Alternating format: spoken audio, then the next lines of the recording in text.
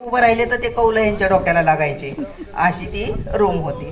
ठीक आहे. नंतर काही अशा गोष्टी घडल्या की ह्यांच्यावर जीवघेणे हल्ले झाले, कारण तिथं ते आदिवासी समाज असल्यामुळे त्यांना पोलिसांबद्दल भयंकर राग की हे लोक आपली चालीचुगडी करतात, काहीतरी करतात, धंदे बंद करतात. मग त्यानंतर पोलीस खात्यानेच आम्हाला विशेष करून क्वार्टर दिली, पोलीस क्वार्टर, की बाबा ह्यांच्या कुटुंबाला धोका आहे या लोकांपासून म्हणून. त्यानंतर मग दुसरी मुलगी झाल्याच्या नंतर तुम्हाला किस्सा मला आवर्जून सांगायचा आहे की मेघाच्या नंतर मला 5.5 वर्षानंतर दुसरी मुलगी झाली. अर्थातच माझी अपेक्षा होती की मला मुलगा व्हावा, ही सगळ्याच महिलांची असते आणि कदाचित तिच्या वडिलांची सुद्धा असावी, पण ते कधी बोलले नाहीत.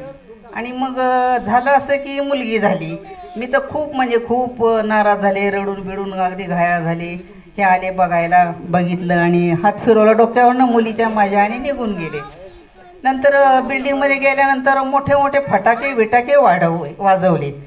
अरे मग त्यानंतर काय दुसऱ्या दिवशी डिस्चार्ज द्यायची पद्धत होती, ठेवून नव्हती घेत दवाखान्यात. गेलो घरी, म्हणे काल मामांनी फटाके बिटाके बॉम्ब उडवले केकान मामांनी.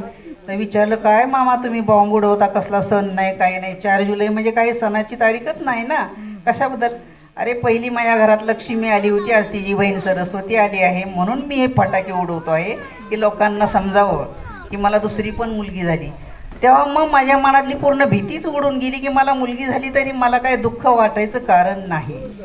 जिथं माझ्या नवऱ्याचीच जर मनस्थिती एवढी चांगली आहे मुलींबद्दल, तर मी कशाला दुःख आणि भीती बाळगू. म्हणजे ही एक माझ्या दृष्टीने खूप समजुतीची आणि महत्त्वाची गोष्ट होती. इथून पुढं मुलींचं शिक्षण, मुलींचं आयुष्य कसं व्यवस्थित होईल ह्याच्यावरच मी फोकस केला. मुलगा झाला तरी मुलाचं मला जास्त कौतुक नव्हतं वाटत, कारण तो कुठेही शिकेल, कसाही वागेल, हमाली करून जगेल, पण मुलींना स्वतःच्या पायावर उभा करायचं. माझी काही कारणास्तव नोकरी करण्याची इच्छा तृप्त राहिली, पण मुलींना मी तसं ठेवणार नव्हते आणि मी तसं ठेवलं पण नाही. त्याला माझ्या मिस्टरांची पण खूप सपोर्ट मिळाला, कारण त्यांना 3-3 दिवस घरीच यायला मिळत नव्हतं आणि त्यांचं म्हणणं होतं की घर आणि प्रपंच मुलं बाळ तू सांभाळायचं.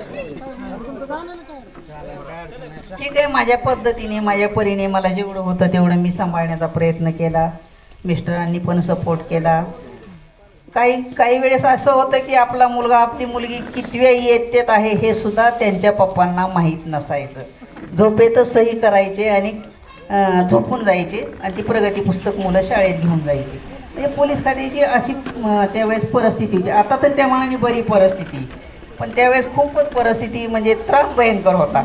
आता टेक्नॉलॉजी आली आहे, टेक्निक आलेलं आहे, कॉम्प्युटर आलेलं आहे, सगळंच आहे, पण तेव्हा प्रत्यक्ष तिथं हे स्वतःच करावं लागायचं.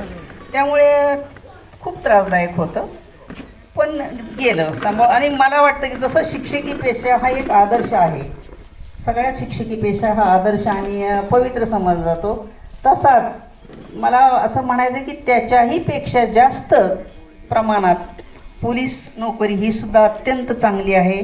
समाजसेवेसाठी, समाजासाठी अत्यंत उपयुक्त आहे. पोलिसांना नेहमी तुम्ही सहकार्य केले तर पोलीस तुमच्या कुठल्याही संकटाला तुमच्या समोर, तुमच्या सोबत राहतील.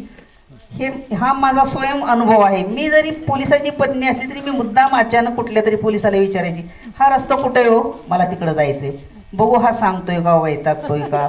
खूप गर्दी असताना, खूप त्रासलेला असताना मी विचारलं, गणपतीची मिरवणूक चालली, मी चुकले मला रस्ताच माहीत नाही. मग ते वयस्कर जे नवीन रिक्रूट होते ना, मावशी इकडून जायचं आणि तिकडे उतरायचं आणि तिकडून तुम्हाला ते सिनियर होते सिनियर साहेब बोलले, अरे तसं सांगू नको, आपली गाडी देते मॅडमला आणि ती गाडीत बसव आणि मॅडम सांगते त्या ॲड्रेसवर त्यांना पोचव. तर मला असा हा अनुभव आलाय की का म्हणून लोक पोलिसांना वाईट म्हणतात. मी स्वतः पोलिसाची बायको आहे, ओळख दिलेली नसताना, काही नसताना मला तर छान अनुभव आला. तसंच तुम्ही पण पोलिसांना सहकार्य करा, पोलीस निश्चित तुम्हाला मदत करतील आणि तुमची काय अडचण असेल, काही असेल तर तुमची ती समस्या दूर करण्याचा प्रयत्न करतील. बस एवढंच मला सांगायचं आहे.